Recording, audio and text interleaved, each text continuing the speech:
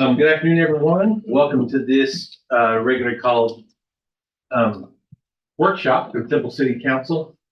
First item is public comments, and we have a couple of folks that have signed up. Lawrence, is it Passarillo? Pasolino? You got Passarello. You got it. Passarello. All right. Are you here to do you have something to say, or did you think you were signing an attendance card? No, I'm just. Okay, great. Step up. You're up. Okay, you want me to stand up here? That's fine. You bet. Good afternoon. My name is Lawrence Passarello. I'm one of the owners of the property located on 612 Industrial. It is item number 3 in the work session. We went into the property, seeing the complete destruction of the property. Roof is caved in, asbestos everywhere.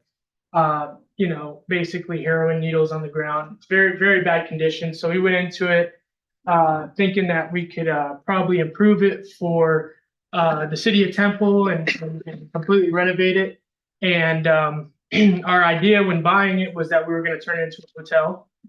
And so it was a former nursing facility that was abandoned and shut down. And basically all the homelessness and squatters came in and started scrapping the copper out of the walls. And it was very bad. So we went into it knowing that it needed a lot of repairs, a lot of money, and we wanted to turn it into a hotel. So the first process was we bought the property, and we got with our engineer, and our engineer designed it to be since it was already kind of designed as a nursing facility, we thought we could accommodate it as a ADA hotel, which means all the rooms are ADA accessible. So usually on a hotel, they require a certain percentage to be ADA, and we were just going to make all the rooms ADA. Doesn't necessarily mean we were going to rent it to solely people that have ADA disabilities. It just means that all the rooms have the unique attributes on them that make them ADA.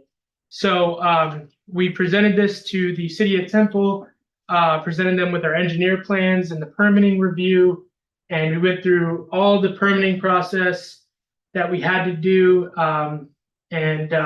We were eventually, after going back and forth with the engineers, had to change a couple things on the plans. We were eventually approved for a permit, and we got rolling with the project pretty much right away. We got rolling with the asbestos abatement.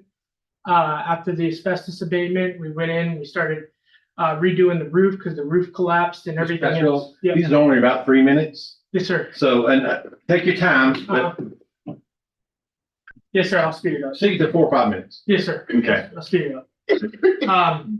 Long story short, we went in there, we spent a lot of time, and we renovated the property.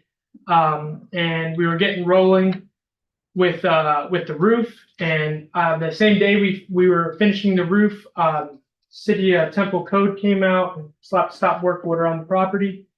And so we have been trying our hardest to try to answer all the city's questions. So we're here today to answer any questions you have in order to try to lift the stop work order so we can finish our remodel and all the investment we put into the property. So thank you for letting me talk. You bet. And just so you know, this item is on for an executive session, which means that when we're through with the regular agenda items that we're going to cover, then we dismiss everyone so we can talk with our attorney. Yes, sir. About it. So just know that there's not going to be any back and forth today. I understand. Okay. Thank you, sir. All right, you bet. Mr. Is it Ewing? Yeah, Ewing. All right. I'm one of Lawrence's partners. I've met Jessica and Zoe before. Long story short, guys, you guys know the area. It's been not looking very good for quite a while. Not just the convenience store next door, but just the entire area in general. You drive down the road, that place has been sitting vacant for about 15 years. So I know David Jurassic real well. Met with David back in 2015. Put the property under contract. Did not want to move forward with it at the time. I think afterwards it was purchased, and at the time they were going to turn it into a homeless shelter. I think that was the idea. That's not us. Okay. So we're just here to let you guys know who we are, what our plans are for the building. We want to make it a nice hotel, aesthetically pleasing. You drive down the road, it looks nice. It's going to look a lot nicer than everything else. That's really it in a nutshell. Yeah. So just wanted to let you guys know who we are. We want to make the city look a lot better. That's Very really good. All right. Thank you. Thank you. I think you guys were also very willing to reach out to the residents surrounding and meet with them as well. Great. Thank you. And thank you both for taking Thank you the time guys. to come up today. All right. Next, moving on to item 2 is any discussions may be needed on any regular meeting agenda items, or anything on the regular agenda, which is the consent agenda. So council or staff, anything needs to be covered that's on tonight's agenda? I just wanted to point out on Q, which is the disaster declaration for the what's next week, that we wrote it open-ended, so that way, just in case something more happens, that can be handled by Tuesday, and that Mayor, you can find something or a sign of recension of that sometime next week. Do I need to sign? I guess the council's is enacting it.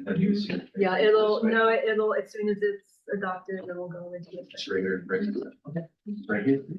Mayor, also number 8, Yes. just wanted to let you know that, and it's in the packet, but just let everybody know that we had a bunch of neighbors go up for that one at planning and zoning, and I would expect a number of them would show up today just to express their concerns.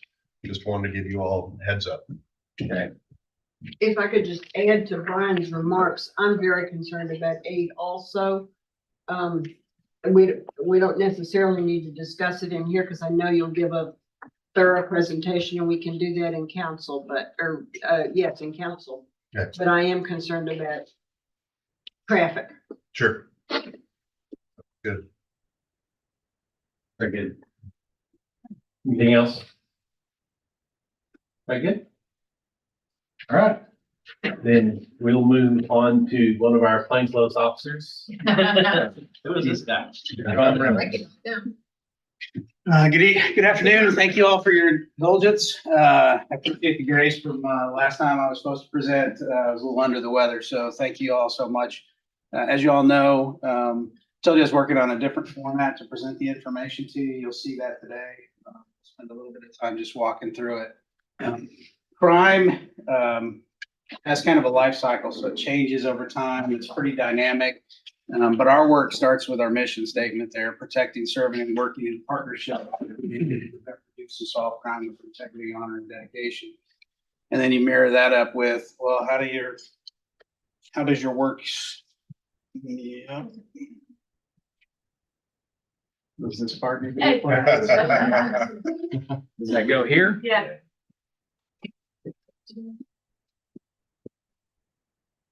All right.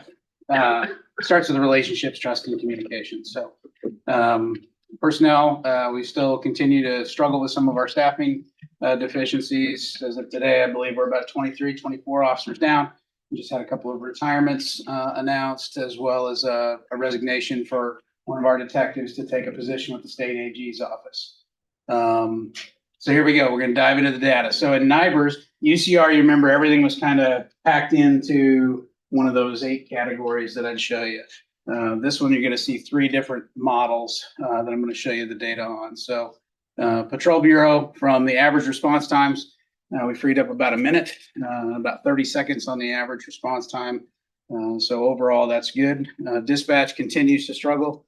Just attended an RBO meeting there, 17 positions down, just in the communications center alone, but that's pretty good results. The results I'm going to show you today are just January and February. I won't get the March results until tomorrow or Monday. So this is just through February. Chief, can I ask a general question? Yes, sir. In the communication center, about how many, so say there's 17 down, what percentage of staff is that? 10%, 15%? I mean, They carry typically 88 okay, call 88 911 okay. center employees. So 20%. it's a pretty good chunk. Yeah, okay. Sorry about And it's that. been fairly consistent for them for multiple years now. without Okay. As you might imagine, shift work is not always that favorable of a role. So that's some of the challenges that they face. Calls for service. Remember last year, calls for service were up. Calls for service this year is down. Self-initiated was down last year. This year, our self-initiated calls are kind of up. Total events are down about 7% currently, which is a little over 1,000, 1,200 or so. Activities, total arrests continue to rise. Misdemeanor, felony, Class C, federal cases, total offense charges are up. Our folks are working pretty hard. Department of Traffic Enforcement is down. We have just put one of our traffic officers back in their primary assignment. They've been pulled from traffic assignments to work patrol. And then we hope to do the second one coming up in June. So citation charges, warnings down across the board there. Fatality accidents are also down, which is a good thing. So a little bit about the data, just so everybody's on the same page. Data provided represents only calls for police service where a formal written report was made. Does not include other calls for service that didn't result in a written report.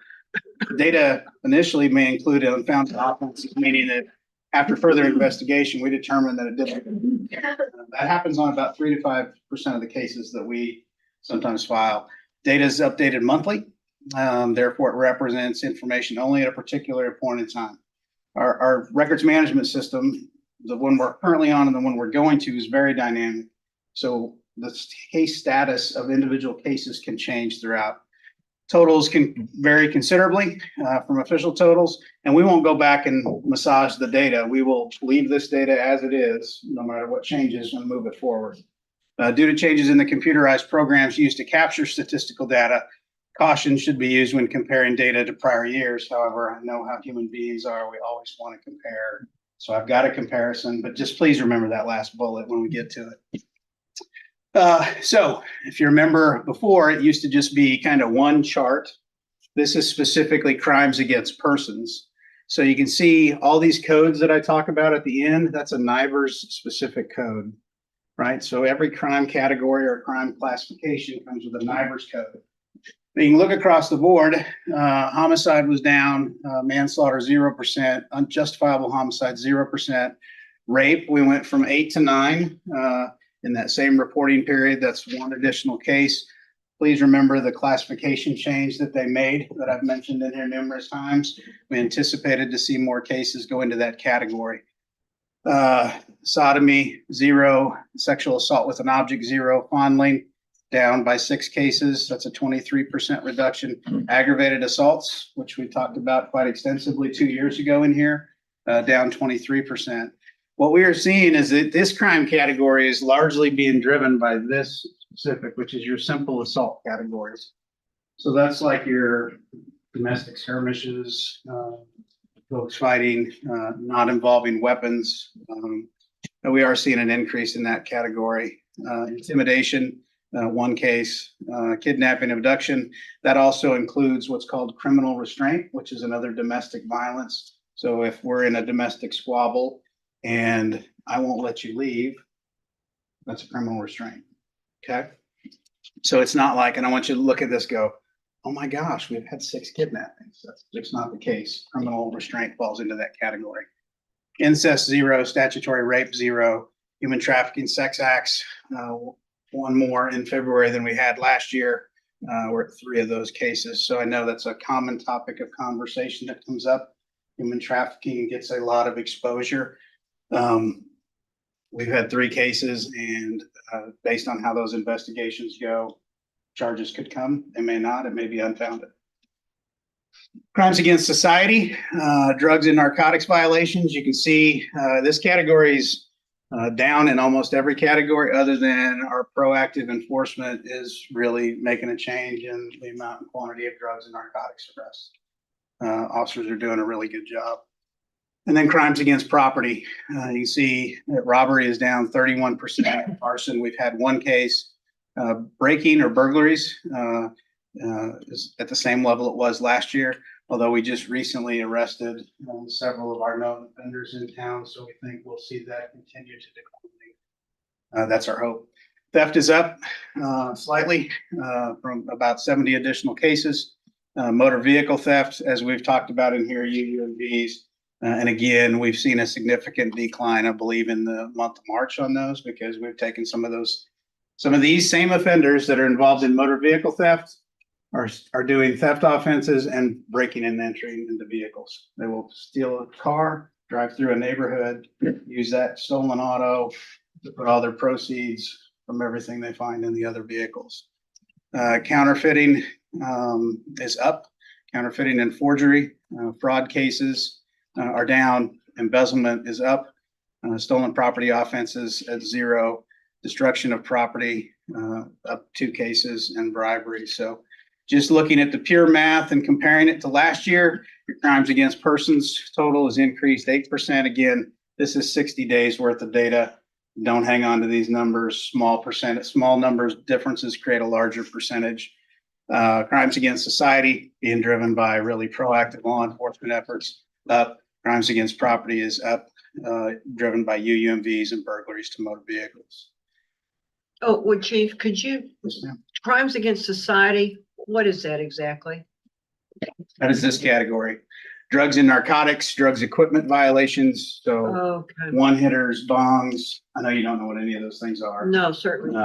Those types of pornography, obscene material, gambling offenses, prostitution, weapons violations. They're generally where either the city or the state is the victim. There's no individual victim, if that makes sense to you. It does. Thank you. So My 90, we launched this back in October. This is the data as of March 18th. This is the review of anyone who has called 911 or has called our CSTs, and we've responded to a call for service. They will, depending on the call for service, they will get a text survey that they can complete. We're up to many thousands of folks that have completed this survey. If you do the math, 91% have a very positive perception of the police department service or telecommunications service that was provided. 88% have a positive view of the agency. 94 felt like they were treated with respect. 90% felt they were treated fairly. 91 felt they were listened to. 91 understood what they were told. 90% had their questions and answers. These will change over time depending on the survey. I think the lowest we've ever gotten in any category was an 87 or 86%. That's still pretty good in my judgment. Top safety concerns, theft. Theft is a category that I think it gets thrown. I think that includes probably when the respondent's taken the survey. If my car was stolen, that's a theft. If my car was broken into, that was a theft. If my lawnmower was stolen, that's a theft. Theft, traffic offenses, drug use, sales, homelessness, gun violence, physical attacks, quality of life issues, and then gang activity is actually the bottom part of that. What would you like TPD to do? Increase patrol car visibility. That's responses that we get. Increase community engagement, increase agency staffing, increase information sharing, increase officer training. And we've had 2 people respond they'd like to see decreased patrol officers. And I think it's because they might be involved in this. They do a keyword search bubble that always comes up. It's always nice to see all the different comments that's taken from the narratives that the folks put in. Previous 90 days, we spent a lot of time working on the Public Safety Training Center, working on our niche records management system project Centurion, the animal shelter expansion, which is pretty awesome. It's on there twice. It's that awesome. I put it on there twice. Community outreach events, preparing for our 2025 budget. The next 90 days, we're going to continue to focus on relationships, trust, and communication, the Public Safety Training Center, community outreach and education. So how can you help? Just please remember some of these things and share them with your friends and neighbors. If you can remove the valuables from your vehicles, please remove any guns from your vehicles. Lock your cars. Most of the time, and this is a general perspective, most of the time they're not breaking the window. They're car boosting, which means they're just going through a neighborhood in the middle of the night checking for open door handles. And if they get a gun from your vehicle, they're going to come back at some point. because they know perhaps you have a bad habit of leaving stuff in your car. Always stay vigilant, see something, say something, turn on your porch lights. And some upcoming events. We have our awards ceremony coming up on April 16th. Send an invitation out to all of you. Please let me know if you're able to attend. Please feel free to bring a +1 or more. Burgers with a Badge is coming up May 24th at Temple Railroad and Heritage Museum. June 1st, we'll be partnering with the Temple Public Library in the summer reading kickoff party. And then I'm happy to answer any questions. How many of the Kia and Hyundai lock system things that y'all had were you able to give away? I think we gave away at least 300, if not close to 400. That's great. And we purchased about half of them, and half of them we were able to get somebody else to fund to bring them in. I saw one the other day when I was walking by a vehicle. Yeah. Oh. It's amazing that in today's technological, that's a deterrent to folks. I mean, you either got to hack. Yeah, I didn't even try to get in. It's a good thing.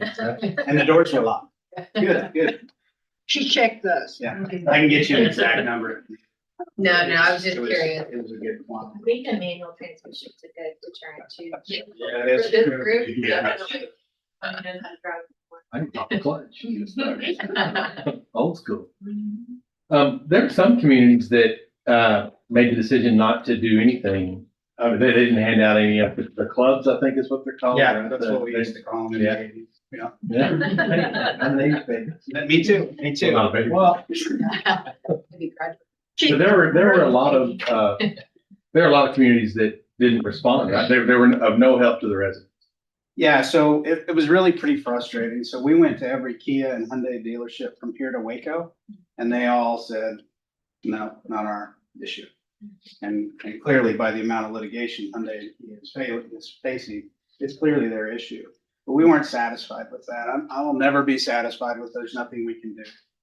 And even though we did use some of our own budget to make those purchases, I think it was money well spent for our community residents who maybe perhaps don't have the additional funding that they can buy one of those things. And anything that we can try and do, even if we have to be a little creative in trying to reduce crime.